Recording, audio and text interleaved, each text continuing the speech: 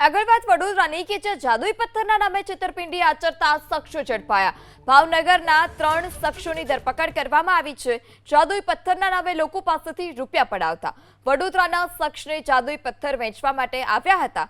જાદુઈ પથ્થરથી કોઈ ઈજા ન થાય તેવો દાવો કરતા 20 કરોડ રૂપિયામાં પથ્થર વેચવાની તેઓએ વાત કરી હતી। કપુરાઈ પોલીસે 3 આરોપીની ધરપકડ કરી છે।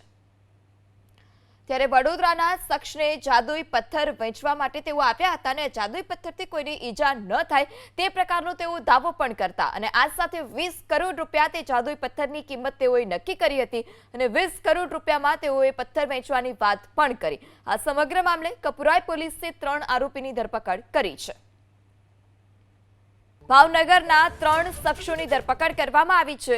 જાદુઈ પથ્થરના નામે લોકો પાસેથી રૂપિયા પડાવતા વડોદરાના શખ્સને જાદુઈ પથ્થર વેચવા માટે આવ્યા હતા। જાદુઈ પથ્થરથી કોઈ ઈજા ન થાય તેવો દાવો કરતા 20 કરોડ રૂપિયામાં પથ્થર વેચવાની તેઓએ વાત કરી હતી। કપુરાઈ પોલીસે 3 આરોપીની ધરપકડ કરી છે।